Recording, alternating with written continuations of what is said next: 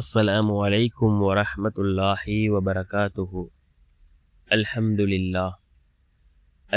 لله الذي نحمده ونستعينه ونستغفره ونؤمن به ونتوكل عليه. أما بعد.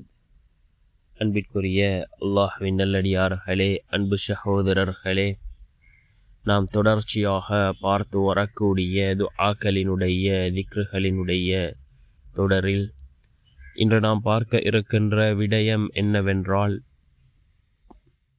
நாம் காலை வேளை இந்த துஆவை ஓதி அன்றைய நாளை ஆரம்பம் செய்வோம்.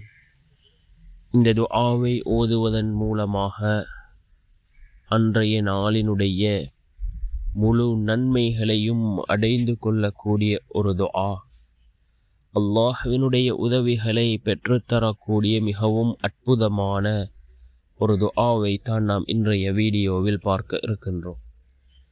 அன்பார்ந்த சகோதரர்களே, அல்லாஹ்வின் நல்லடியார்களே, நாம் துஆக்களை ஓதக்கூடிய சந்தர்ப்பத்தில் யகீனோடு ஹலாஸோடு துஆக்களை கேட்போம். அவ்வாறு கேட்கக்கூடிய துஆக்கள் அல்லாஹ்விடத்திலே கபூலாகின்றது. அல்லாஹ் தன்னுடைய குர்ஆனிலே குறிப்பிடுகின்றான், தொழுகையை கொண்டும் பொறுமையை கொண்டும் என்னிடம் உதவி தேடுங்கள் என்று அல்லாஹ் தன்னுடைய குர்ஆனிலே குறிப்பிடுகின்றான். நம்முடைய துஆக்கள் கபூலாக வேண்டுமா, யகீனோடு இஹ்லாஸோடு நாம் துஆக்களை கேட்க வேண்டும். ரசூலுல்லாஹி ஸல்லல்லாஹு அலைஹி வஸல்லம் அவர்கள் கூறினார்கள், ஒரு மனிதனினுடைய துஆ எந்த விதத்தில் அல்லாஹ்விடத்தில் கபூலாகின்றது, அந்த மனிதன் துஆ கேட்டவுடனேயோ அல்லது சிறிது காலம் தாழ்த்தியோ அந்த மனிதனுடைய துஆவை அல்லாஹ் கபூல் செய்கின்றான். அதே போன்று அவருக்கு ஏற்படக்கூடிய ஆபத்துக்களிலிருந்து அல்லாஹ் அந்த மனிதனை பாதுகாக்கின்றான். அதே போன்று நாளை மறுமையுடைய நாளில் அந்த துஆவிற்குரிய பலனை அந்த மனிதர் அடைந்து கொள்வார் என்று கூறினார்கள் அருமை நாயகம் ஸல்லல்லாஹு அலைஹி வஸல்லம் அவர்கள். நாம் அதிகமாக துஆக்களை கேட்போம். நிச்சயமாக அல்லாஹ் ஜல்ல சுப்ஹானஹு வ தஆலா நம்முடைய துஆக்களை கபூல் செய்து தருவார்.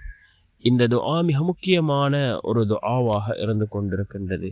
நாம் ஒவ்வொரு நாளும் காலையில் ஃபஜ்ருடைய தொழுகையை தொழுதுவிட்டு இந்த துஆவை ஓதுவோம்.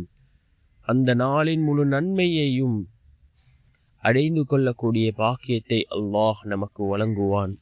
அப்படிப்பட்ட மிகச்சிறந்த அந்த துஆ என்னவென்றால், அல்லாஹும்ம இன்னி அஸ்அலுக இல்மன் நாஃபிஆ வ ரிஸ்கன் தய்யிபா வ அமலன் முத்தகப்பலா.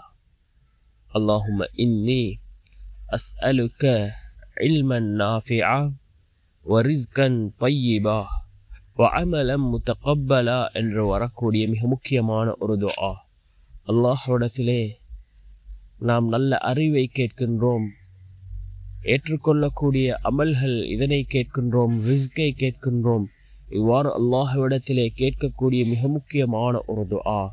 இதனை நாம் ஒவ்வொரு நாளும் ஓதுவோம். அல்லாஹ் நம்முடைய வாழ்க்கையில் சிறந்த மாற்றங்களை ஏற்படுத்துவார்.